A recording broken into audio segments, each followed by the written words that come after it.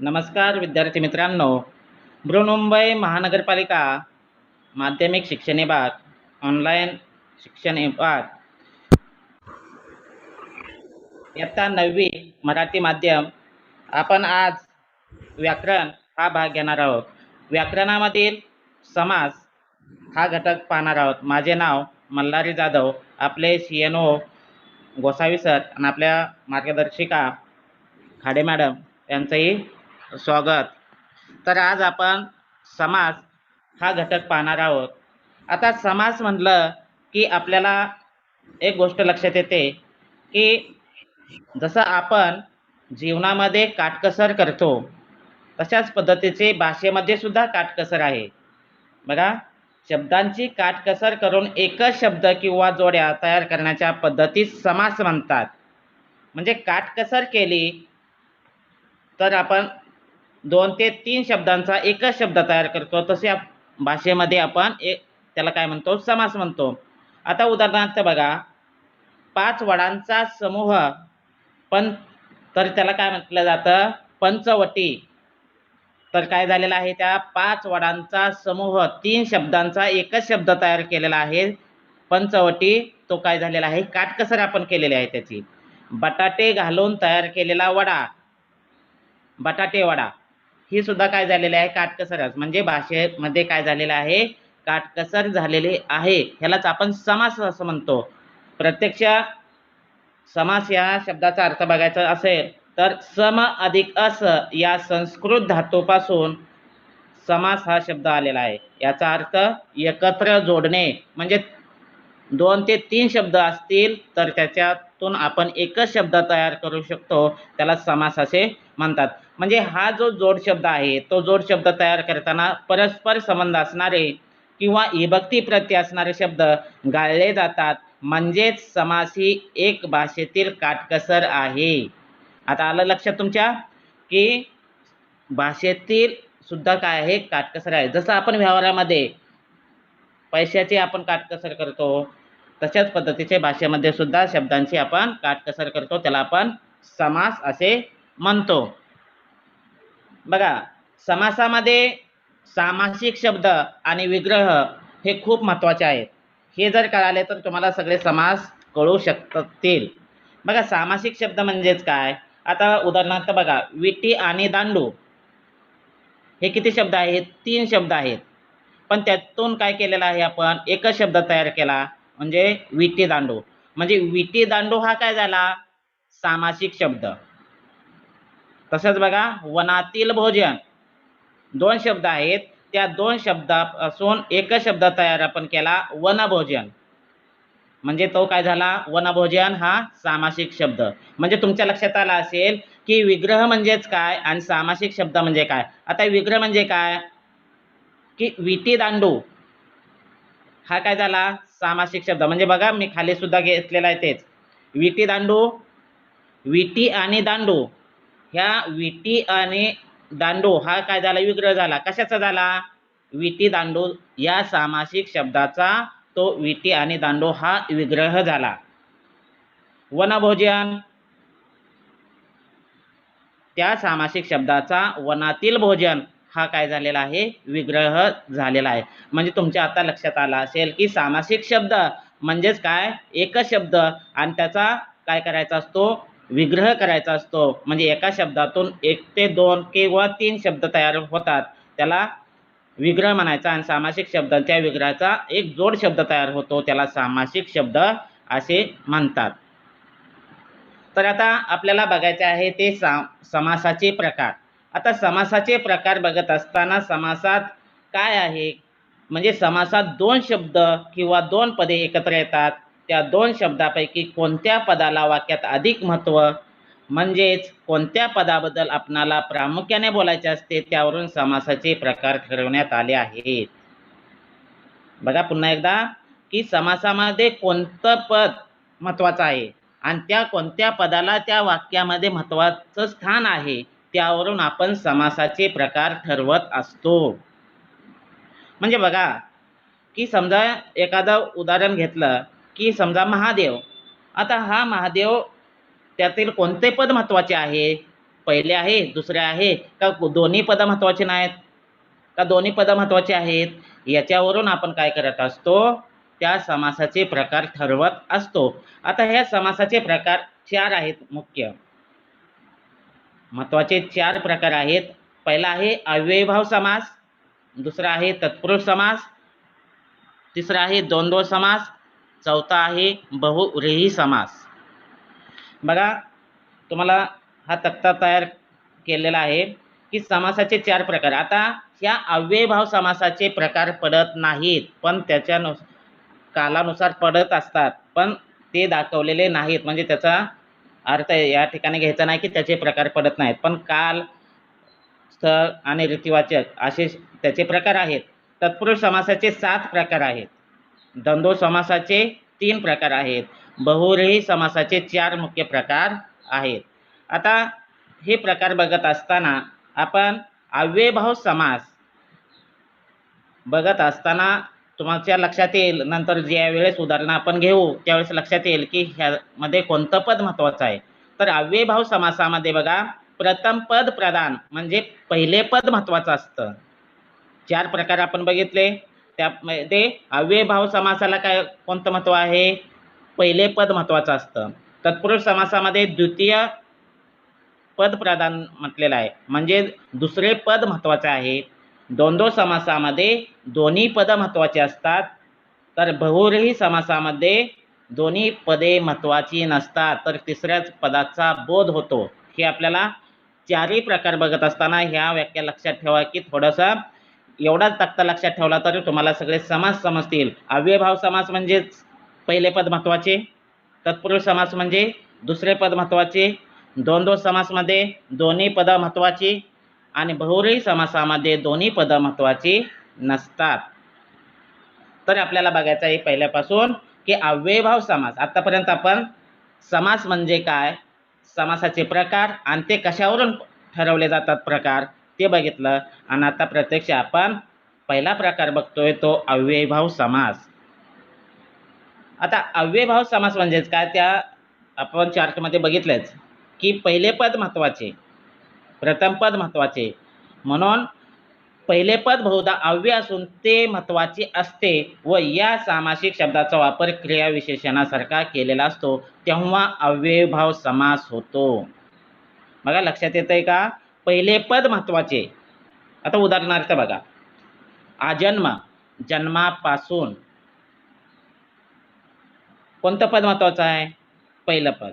आजन्म, जन्मापासून, पासूनला अर्थ आहे का, नाही. महत्वाचा शब्द कोणता आहे, जन्म. म्हणून हा काय आहे की, आणि त्याचा वापर कसा केलेला आहे की क्रियाविशेषणासारखा केलेला आहे. यथाशक्ती, शक्तीप्रमाणे. आता प्रमाणे आपण कोणत्याही शब्दाला लावू शकतो, म्हणजे त्याला महत्व नाही. खरा शब्द महत्वाचा कोणता आहे, शक्ती आहे. प्रतिदिन, प्रत्येक दिवशी, म्हणजे प्रत्येक दिवशी, त्यामध्ये काय आहे, प्रत्येक हा शब्द महत्वाचा आहे. आमरण, मरेपर्यंत. प्रतिक्षण, प्रत्येक क्षणाला. हे उदाहरणं लक्षात ठेवा विद्यार्थ्यांनो की अशा प्रकारचे पहिले पद जर महत्वाचे असेल तर ते अव्ययीभाव समासाचेच असते. आता स्थळानुसार आपल्याला काय करायचं आहे, त्याचं वर्गीकरण केलेलं आहे की कशा पद्धतीचे स्थळ असेल, कालवाचक असेल आणि रीतिवाचक असेल, असे अव्ययीभाव समासाचे त्याचे वर्गीकरण केलेले आहे, पण त्याचे प्रकार नाहीत. बघा, आजन्म, जन्मापासून, आमरण, मरेपर्यंत, प्रतिक्षण, प्रत्येक क्षणाला, दर साल, प्रत्येक सालाला. रीतिवाचक मध्ये काय आहे की बिनधास्त, बिनधास्त, धास्तीशिवाय, म्हणजे कोणताही भीती बाळगायची नाही. यथा, न्याय, न्यायाप्रमाणे. गैरहजर, हजेरीशिवाय. गैरशिस्त, शिस्तीशिवाय. आता स्थलवाचक, स्थलवाचक ठिकाण, आपण म्हणतो ना कोणतंही ठिकाण किंवा स्थळ म्हणतो, ते ठिकाणापासून म्हणजे घरोघरी, प्रत्येक घरी, दारोदार, प्रत्येक दारी, जागोजागी, प्रत्येक जागी, गल्लोगल्ली, प्रत्येक गल्लीत, पानोपानी, प्रत्येक पानात. अशा पद्धतीने आपण त्याचे वर्गीकरण केलेले आहे. आता हे वर्गीकरण करत असताना महत्वाचे म्हणजे हे जे आ, प्रति, यथा हे जे उपसर्ग आहेत, हे उपसर्ग संस्कृतातील आहेत आणि या उपसर्गांनाच अव्ययी म्हणतात. थोडंसं समजायला थोडंसं अवघड जाईल, पण एकदा लक्षात आलं की तुमच्या हे कायमचं लक्षात राहील की उपसर्ग म्हणजे शब्दाच्या अगोदर जो लागलेला जो प्रत्यय असतो त्याला उपसर्ग म्हणतात. म्हणजे जो शब्द आहे त्याला शब्दाच्या अगोदर जो लागतो त्याला उपसर्ग म्हणतात. म्हणजेच कोणता प्रत्यय? आ, प्रति, यथा. आता जन्म हा शब्द आहे त्याला काय लागलेला आहे? उपसर्ग आ, म्हणजे जन्मापासून. क्षण ह्या शब्दाला प्रति हा काय लागलेला आहे? उपसर्ग लागलेला आहे प्रत्येक क्षणाला. आणि न्याय या शब्दाला जो प्रत्यय लागलेला आहे यथा, यथा न्याय, न्यायाप्रमाणे. म्हणजे हे संस्कृतातील उपसर्ग आहेत आणि या संस्कृतात उपसर्गांना अव्ययी म्हणतात. दुसरे बघा उपसर्ग आहेत फारसी भाषेतून आलेले. बे, दर, गैर, बिन, हर, बर यासारखे फारसी भाषेतील उपसर्ग लागून तयार होणारे शब्द हे अव्ययभावच आहेत. मग कोणते? आता बघा बे, बे मालूम. मालूम ह्या शब्दाला काय झाला? उपसर्ग लागलेला आहे. कोणता? बे, माहिती शिवाय. दर म्हणजे रोज ह्या शब्दाला दर हा उपसर्ग लागलेला आहे प्रत्येक दिवशी. हजार या शब्दाला गैर हा शब्द लागलेला, उपसर्ग लागलेला आहे. तो शब्द तयार काय झाला? हजेरीशिवाय. अशा पद्धतीने आपण उपसर्ग कशा पद्धतीने लागतात ते बघितले. आता मराठीतील द्विरुक्ती ही सुद्धा अव्ययच आहेत. द्विरुक्ती म्हणजेच काय? पुन्हा पुन्हा तो शब्द येणं, डबल येणं. घरोघरी डबल आला ना तो शब्द, म्हणजेच घरोघरी डबल आला तो. घरोघरी, प्रत्येक घरी. द्विरुक्ती म्हणजे पुन्हा येणे, डबल येणे. ते वारंवार म्हणजे पुन्हा पुन्हा तो शब्द येणं. म्हणजे हे सुद्धा अव्ययभावाचेच काय आहेत? उदाहरणे आहेत. जागोजागी, प्रत्येक जागी. अजून कोणते सांगता येतील? पानोपानी, अजून दारोदार, असेही उदाहरणं आपल्याला सांगता येतील. आता समासातील दुसरा प्रकार आपण बघतोय तत्पुरुष समास. तत्पुरुष समासामध्ये आपण काय बघितलं होतं? ज्या आपण चार्ट दाखवला होता त्याच्यामध्ये काय सांगितलं होतं की दुसरे पद महत्वाचे असते. तत्पुरुष समासामध्ये 7 प्रकार आहेत, पण आपल्या परीक्षेच्या दृष्टीने 2 प्रकार आपल्याला बघायचे आहेत. की ज्या समासातील दुसरे पद महत्वाचे असते व अर्थाच्या दृष्टीने गाळलेला शब्द किंवा विभक्ती प्रत्यय विग्रह करताना घालावा लागतो त्यास तत्पुरुष समास म्हणतात. म्हणजेच काय? ज्या तत्पुरुष समास कोणत्या तरी विभक्तीचा किंवा शब्दयोगी अव्ययाचा लोप होऊन दोन्ही पदे जोडली जातात. बघा विभक्ती प्रत्यय सुद्धा याच्यामध्ये, म्हणजे कोणतंही व्याकरण घ्या, त्या व्याकरणामध्ये सगळ्या व्याकरणाचा जो घटक तुम्ही अभ्यासता त्या घटकांचा थोडा तरी भाग ह्या व्याकरणामध्ये येतच असतो. प्रत्येक घटकामध्ये असतोच. सुख प्राप्त, सुखाला प्राप्त. द्वितीया, आपण प्रथमा, द्वितीया, तृतीया, चतुर्थी, पंचमी, षष्टी, सप्तमी, संबोधन असे विभक्तीचे आपण काय केलेले प्रकार बघितलेले आहेत. तोच अभ्यास आता आपल्याला समासामध्ये उपयोगी पडत आहे. सुख प्राप्त, सुखाला प्राप्त. द्वितीया विभक्ती, विभक्ती तत्पुरुष समासामध्ये बघतोय. तोंडपाठ, तोंडाने पाठ. तृतीया गायरान, गायीसाठी रान. चतुर्थी सेवानिवृत्त, सेवेतून निवृत्त. पंचमी राजपुत्र, राजाचा पुत्र. षष्टी वनभोजन, वनातील भोजन. हे आपण काय बघत आहोत? विभक्ती तत्पुरुष समास. दुसरा आहे तत्पुरुष समासातीलच कर्मधारय समास. ज्या तत्पुरुष समासातील दोन्ही पदे प्रथम विभक्तीत असून पहिले पद हे विशेषण तर दुसरे नाम असते. बघा ह्याच्यामध्येच व्याख्या एकदा लक्षात आले की तुम्हाला हे परीक्षेच्या दृष्टीने खूप महत्वाचं आहे की पहिले पद विशेषण. विशेषण म्हणजेच काय? नामाबद्दल विशेष माहिती सांगणारा शब्द. म्हणजे काय? की त्याचे गुण असतात, त्याचे विशेष असतात. म्हणजे आपण एखादा कोणाचा पण आपण तो हुशार मुलगा आहे असं म्हणतो, म्हणजे काय झालं? त्याचं ते विशेषण झालं, म्हणजे नामाबद्दल. शंकर हा हुशार मुलगा आहे असा जर म्हटलं तर ते विशेषण. आणि दुसरे पद काय असतं, नाम असतं. म्हणजेच काय सांगितलंय की दोन्ही पदे प्रथमा विभक्तीत असून पहिले पद हे विशेषण तर दुसरे पद नाम असते. तसेच या दोन्ही पदांचा संबंध विशेषण व विशेष्य स्वरूपाचा असतो, त्यास कर्मधारय समास म्हणतात. आता लक्षात आलं तुमच्या की पहिले पद काय आहे, विशेषण आहे, तर दुसरे पद काय आहे, नाम आहे. म्हणजे नामाबद्दल विशेष माहिती पहिल्या शब्दात दिलेली आहे, नाम शेवटी असणार आहे. बघा, नील कमल, निळे असे कमल. कमल काय आहे, हे नाम आहे. आणि निळे काय आहे, त्याचं विशेषण म्हणजे त्याचा गुण आपण म्हणू शकतो, विशेष माहिती सांगणारे म्हणजे विशेषण.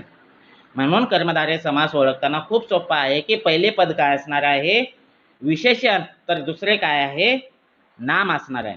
पितांबर, अंबर, पिवळे असे अंबर. भाषांतर, अन्य भाषा, भाषा कशी आहे, अन्य आहे. महाराष्ट्र, महान असे राष्ट्र. म्हणजे लक्षात येतंय का तुमच्या की राष्ट्र हे काय आहे, नाम, आणि कसे आहे ते, महान आहे. म्हणजेच काय झालं ते विशेषण. म्हणून व्याख्यानुसार आपल्याला बघायचं आहे की पहिले पद हे विशेषण तर दुसरे पद हे काय आहे, नाम आहे. तपोबल, तप हेच बल. रक्तचंदन, रक्तासारखे चंदन. नरसिंह, सिंहासारखा नर. नर कसा आहे, सिंहासारखा. विद्याधन, धन कसं आहे, विद्या हेच धन आहे. चरण कमल, चरण हेच कमल. अशा पद्धतीने आपण कर्मधारय समास बघितलेला आहे. उदाहरण लक्षात ठेवा. त्याच्यानंतर अतिशय सोपा द्विगु समास. तत्पुरुष समासातीलच महत्वाचा घटक म्हणजे द्विगु समास. पहिले पद हे संख्या विशेषण असते. पहिले पद संख्या विशेषण, संख्या. आपण उदाहरणार्थ असं म्हणूया की त्रिकोण. त्रिकोण म्हटलं की आपल्या लक्षात येत आहे की काय आहे, आपण शाळेमध्ये भूमितीमध्ये शिकतो. त्रिकोण काय की तीन कोणांचा समूह, तीन कोण असतात त्याच्यामध्ये. म्हणजे पहिले पद हे संख्या विशेषण आणि त्यातून तो समूह असतो, म्हणजे त्याला काय म्हणतात, द्विगु समास. पहिले पद संख्या विशेषण म्हणजे कोणताही असू द्या. आपण एखादे शब्द बोलत असताना किंवा वाक्य बोलत असताना काय म्हणतो, दुप्पट, तिप्पट, चौपट, पाचपट, सहापट असे पण बोलतो. पण त्याच्यामध्ये जे काय आहे ते काय म्हणतो आपण, संख्या वापरत असतो. किंवा काही हा शब्द पण आहे तो संख्याचा येतो. येते लक्षात की बारभाई, 12 भावांचा समूह. आला ना, बारभाई म्हणजेच काय, 12 हा शब्द आला ना, संख्या विशेषण म्हणजे संख्या येते त्या ठिकाणी, त्याला द्विगु समास म्हणतात. परीक्षेमध्ये हमखास हा प्रश्न येतात. बारभाई, 12 भावांचा समूह. चौघडी, चौ म्हटलं की आपल्याला लक्षात आलं पाहिजे की चार घड्यांचा समूह. त्रैलोक्य, त्रय, 3 लोकांचा समुदाय. पंचपाळे, सगळ्यांच्या घरात असतंय पंचपाळे. मग काय, 5 पाळ्यांचा समूह, त्याला पंचपाळे म्हणतात. त्रिभुवन, 3 भुवनांचा समूह. सप्ताह, 7 दिवसांचा समूह. नवरात्र, 9 रात्रींचा समूह. पंचवटी, 5 वडांचा समूह. आणि चातुर्मास, 4 महिन्यांचा समुदाय, याला द्विगु समास असे म्हणतात. बघा, अजून हे उदाहरण घ्यायचे म्हटलं तर वार्षिक म्हटलं की काय होऊ शकतं, वार्षिक की 12 महिन्यांचा समूह. अशा पद्धतीने आपण अनेक उदाहरणं बघू शकतो की द्विगु समासामध्ये फक्त संख्या दिलेली असते आणि त्या संख्येनुसार आपल्याला ह्या अशा पद्धतीचे उदाहरणं बघायची आहेत, जे तुम्हाला परीक्षेसाठी खूप महत्त्वाचे आहेत. त्याच्यानंतर आपण तिसरा प्रकार समासाचा बघणार आहोत, तो म्हणजे द्वंद्व समास. काय द्वंद्व समास, की समासातील दोन्ही पद महत्वाची असतात याच्यामध्ये. बघा काय व्याख्या सांगितली याची, समासातील दोन्ही पदे अर्थदृष्ट्या प्रधान म्हणजे समान असतात, त्यास द्वंद्व समास म्हणतात. आता काय आहे द्वंद्व समासामध्ये? आणि, व, अथवा, किंवा या उभयान्वयी अव्ययाने पदे जोडलेली असतात. आणि, व, अथवा, किंवा या उभयान्वयी अव्ययाने ही पदे जोडलेली असतात. त्याचे प्रकार 3 आहेत महत्वाचे. इतरेतर द्वंद्व. आता इतरेतर द्वंद्व समास त्याच्यामध्ये फक्त आणि, व हा शब्द येतो मध्ये. 2 शब्दामध्ये आणि, व येतो. वैकल्पिक द्वंद्वामध्ये अथवा, किंवा, वा हा शब्द येतो. समाहार द्वंद्वामध्ये इतर तत्सम पदार्थ किंवा वगैरे वगैरे असं म्हटलं तरी चालू शकतं. म्हणजे असे हे द्वंद्व समासाचे 3 प्रकार आहेत. प्रत्यक्ष आपल्याला बघायचं आहे की इतरेतर द्वंद्वामध्ये आणि, व हा शब्द येत असतो. बघा, उदाहरण बघायचं म्हटलं तर आई बाप, आई व बाप. स्त्री पुरुष, स्त्री आणि पुरुष. इतरेतर द्वंद्व समास म्हटलं की फक्त एकच लक्षात ठेवा, आणि हा काय करायचा आहे शब्द लक्षात ठेवायचा आहे. राम लक्ष्मण, राम आणि लक्ष्मण, राम आणि लक्ष्मण. दक्षिणोत्तर, दक्षिण आणि उत्तर. आणि हा शब्द आला की लक्षात ठेवायचा की इतरेतर द्वंद्व समास आहे. हरिहर म्हणजे त्या ठिकाणी आणि हा म्हणजे दोन्ही महत्वाचे आहेत. हरी आणि हर दोन्ही आहेत. भीम अर्जुन, भीमार्जुन, भीम आणि अर्जुन. आई वडील, आई आणि वडील. कृष्णार्जुन, कृष्ण आणि अर्जुन. शर्ट पॅन्ट, शर्ट आणि पॅन्ट. अहिनकुल, अहि आणि नकुल. असे हे इतरेतर द्वंद्व समासाचे उदाहरण आहेत.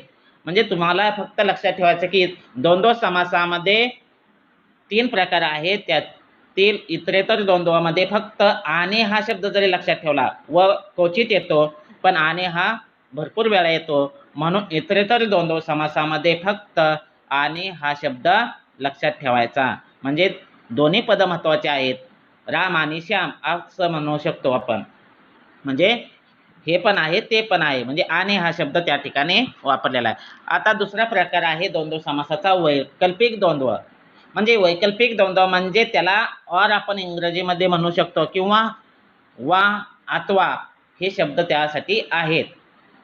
म्हणजे ह्याला दुसरा म्हणजे कोणता तरी एकच.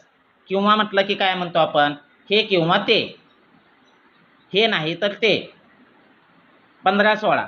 आता समजा तुम्ही असाल की 15-16 वर्षाचे असाल असं म्हटलं, मग काय आहे 15-16 दोन्ही म्हणावं लागेल का? नाही. तर तुम्ही 15 वर्षाचा असाल किंवा 16 वर्षाचा असाल, म्हणजे दोन्हीपैकी एक, 15 किंवा 16. आता तुम्ही अभ्यासामध्ये मागे पुढे किंवा शाळेमध्ये मागे पुढे अशा पद्धतीने आपण शब्द वापरतो. तुम्ही अभ्यासात पुढे आहात किंवा मागे आहात. एकतर पुढे असाल किंवा मागे असाल. म्हणजेच काय सांगितलंय की किंवा हा शब्द महत्वाचा आहे. म्हणजे हे किंवा ते दोन्ही महत्वाचे शब्द आहेत, पण कोणता तरी लागू होतो. दोन्ही होऊ शकतात का? मागे पुढे असं होऊ शकतं का? नाही. पाप पुण्य, एखादा मनुष्य हा काय करत असतो? पुण्यवान असतो. म्हणजे तो पापी असतो का? नाही. तर पाप पुण्य म्हणजे तो पापी असेल किंवा पुण्यवान असेल. म्हणजे पाप किंवा पुण्य, म्हणजे हे शब्द जे आहेत ते वैकल्पिक द्वंद्व समासाचे लक्षात ठेवा. म्हणजे वैकल्पिक द्वंद्व समासामध्ये फक्त किंवा, अथवा, वा म्हणजे हे नाही तर ते हे शब्द लक्षात ठेवायचे. म्हणजे खूप सोपं आहे. खरे किंवा खोटे म्हणजे खरे खोटे. न्याय, न्यायान्याय म्हणजे काय? न्याय किंवा अन्याय. एखादा माणूस फक्त न्यायानं वागतो, अन्यायानं वागत नाही, म्हणजे त्याच्याकडे किंवा, किंवा म्हटलं की कोणतं तरी एकच आपल्याला ग्राह्य धरायचं आहे. सत्य असत्य, सत्य किंवा असत्य. तुम्ही नेहमी सत्य बोलता किंवा तुम्ही नेहमी असत्य बोलता असं म्हटलं जातं. पण दोन्ही असतं का? सत्य आणि असत्य पण बोलता असं नाही. कोणतं तरी एकच आपण स्वीकारायचं. छोटा मोठा, तुम्ही एक तर छोटा असाल किंवा मोठा असाल. म्हणजे हे लक्षात ठेवण्यासाठी आपल्याला फक्त किंवा हा शब्द लक्षात ठेवायचा. वैकल्पिक द्वंद्व समासामध्ये फक्त किंवा हा शब्द लक्षात ठेवा. अथवा हा थोड्याफार प्रमाणात येतो, पण किंवा हा जास्त प्रमाणात वापरला जातो शब्दामध्ये, म्हणून वैकल्पिक द्वंद्वामध्ये किंवा हा शब्द जास्त लक्षात ठेवायचा. तिसरा प्रकार द्वंद्व समासामध्ये समाहार द्वंद्व समास. समाहार म्हणजेच काय की ज्या ठिकाणी वगैरे वगैरे तत्सम शब्द वापरले जातात त्याला समाहार द्वंद्व समास असे म्हणतात. म्हणजे त्या जातीच्या इतर शब्दांचा आपण उल्लेख करत असतो. म्हणजे बघा आता आपण म्हणतो पाला पाचोळा. आता पाला पाचोळा म्हटल्यानंतर नुसता पाला पाचोळाच असतो का त्या ठिकाणी? तर अनेक पदार्थ म्हणजे कागद असतात, काही असतं. म्हणजेच आपण काय म्हणू शकतो त्याला समाहार द्वंद्वामध्ये पाला पाचोळा वगैरे वगैरे अजून इतर वस्तू पण असणार त्याच्यामध्ये पाला पाचोळा. आता बघा आपल्या घराच्या भोवताने सगळा पाला पाचोळा जमा झालेला आहे असं आपण म्हटलं तर नुसता पाला पाचोळा असेल का त्या ठिकाणी? नाही, तर बाकीचे सुद्धा त्या ठिकाणी वस्तू त्या ठिकाणी येऊन पडलेल्या असतील. वादळ वारा, नुसता वादळ आणि वारा आहे का? त्याच्यासोबत धूळ असणार, काय असणार, कागद असणार, अजून गवताचे पानं असणार, हे सगळं काय आहे त्याच्यासोबत येणार. वादळ वारा सुटला असं आपण म्हणतो, नुसतं वादळ वारा नाही म्हणत, वगैरे वगैरे आपण शब्द वापरू शकतो. किंवा तशाच प्रकारचे शब्द आपण वस्तू म्हणू शकतो, गोष्टी म्हणू शकतो. चहा पाणी, आपण एखाद्या पाहुण्याला म्हटलं किंवा तुमच्या मित्रांना तुम्ही म्हणाला की आमच्या घरी चहा पाण्याला या, मग तुम्ही नुसतं चहा पाणी देणार का? नाही, आपण नाही देऊ शकत. कारण की चहा पाण्याबरोबर आपण इतर पदार्थ सुद्धा देऊ शकतो. म्हणजे चहा पाणी व इतर खाद्यपदार्थ, किंवा आपण असंही म्हणू शकतो चहा पाणी वगैरे वगैरे म्हणजे इतर पदार्थ तुम्ही सुद्धा देऊ शकता. केर कचरा, तुम्ही गावावरून समजा शहरात आला आणि त्यावेळेस तुमच्या घरामध्ये खूप केर कचरा झाला, तर आपण असंच म्हणतो का नुसतं केर कचरा आहे, पण भरपूर वस्तू काय धूळ झालेल्या असते, माती आलेल्या असते, काय झालेलं असतं, असे अनेक घटक त्याच्यामध्ये समाविष्ट असतात. म्हणजे केर कचरा वगैरे वगैरे. किंवा मीठ भाकर, काही लोक असे म्हणतात की मी त्यांच्या घरी जाऊन मी आपलं काहीतरी किंवा आमच्या घरी येऊन मीठ भाकर तरी भेटेल का नाही खायला, अशा पद्धतीचे बोलतात. म्हणजे मीठ भाकर म्हणजेच काय? नुसते मिठासोबत भाकरी खातात का? नाही खात. तर त्या मीठ भाकरी असं म्हणण्याचा फक्त अर्थ आहे. म्हणजेच काय, इतर साधे पदार्थ म्हणजे काय आहे, त्याच्यासोबत चटणी असेल, काही असेल, साध्या पद्धतीचे जेवण बनवलेलं असेल ते सुद्धा खाणं म्हणजेच मीठ भाकर. भाजीपाला, भाजीपाला व इतर तत्सम वस्तू म्हणजे त्या भाजीपाल्यासारखे इतर सुद्धा काय आहेत, वस्तू आहेत. शेतीवाडी, शेतीवाडी, शेतीवाडी इतर तत्सम जायदाद म्हणजेच काय, त्याच्यासारखे सगळे पदार्थ. म्हणजे आता लक्षात आलं असेल तुमच्या की द्वंद्व समासाचे 3 प्रकार, एक इतरेतर द्वंद्व, वैकल्पिक द्वंद्व आणि समाहार द्वंद्व समास. इतरेतर द्वंद्वामध्ये आपण आणि हा शब्द जास्त वापरला, वैकल्पिक द्वंद्वामध्ये किंवा हा शब्द वापरला, तर समाहार द्वंद्वामध्ये वगैरे वगैरे हा शब्द लक्षात ठेवायचा. कारण आपल्याला परीक्षेच्या दृष्टीने हे द्वंद्व समास खूप महत्त्वाचा आहे. त्याच्यानंतर शेवटचा जो प्रकार आहे बहुव्रीही समास. बहुव्रीही समास की आता आपण बघा अव्ययभाव समासामध्ये काय म्हटलं की पहिले पद महत्वाचे, तत्पुरुष समासामध्ये काय म्हटलं, दुसरे पद महत्वाचे. तर द्वंद्व समासामध्ये काय म्हटलं की दोन्ही पद महत्वाची. तर बहुव्रीही समासामध्ये दोन्ही पद महत्वाची नाहीत, तर काय आहे की तिसऱ्याच पदाचा बोध होतो. म्हणजे आपण एक शब्द बोलला तर तो शब्दाचा अर्थ वेगळाच निघतो, त्याला बहुव्रीही समास म्हणायचं. म्हणून काही लोक असे बघा तिरकस बोलतात की त्याला लागेल असं बोलतात. म्हणजेच काय की पाहिजे तसा अर्थ न निघता त्याचा वेगळाच अर्थ आपण काढत असतो. असेही समासामध्ये काय आहेत बहुव्रीही समास की दोन्ही पद महत्वाची नाही, तर तिसऱ्याच पदाचा बोध होतो. पण ते तिसरे पद म्हणजेच काय, तर त्या सामासिक शब्दाचं विश्लेषण असतं, त्याला बहुव्रीही समास असे म्हणतात. आता त्याचं उदाहरण बघायचं म्हटलं तर बघा की बहुव्रीही समासाचं उदाहरण काय, लक्ष्मीकांत. लक्ष्मीकांत लगेच आपण काय म्हणतो, त्या एखाद्याचं नाव असेल लक्ष्मीकांत, लक्ष्मी आहे कांत ज्याची. म्हणजेच कोण आहे? विष्णू. म्हणजे बघा काय सांगितलं या ठिकाणी की तिसऱ्या पदाचा बोध होतो. दोन्ही पद महत्वाचे आहेत का? नाही. तर तिसऱ्या पदाचा लक्ष्मीकांत म्हणजे विष्णू हा शब्द काय झाला? तिसऱ्या पदाचा बोध झाला. दोन्ही पद महत्वाची आहेत का? तर तिसऱ्या पदाचा आपल्याला काय झालेला आहे? बोध झाला. आणि तिसरे पद म्हणजेच विश्लेषण. म्हणून बघा लक्ष्मीकांत, लक्ष्मी आहे कांत ज्याची, विष्णू. वक्रतुंड, वक्र म्हणजे आपण म्हणतो ना वाकडे, वक्र आहे तोंड असा, कोण? गणपती. असे उदाहरण लक्षात ठेवा की वक्रतुंड लगेच म्हटलं की लगेच लक्षात आलं पाहिजे की काय आहे? गणपती. नीलकंठ, नील आहे कंठ ज्याचा तो, शंकर.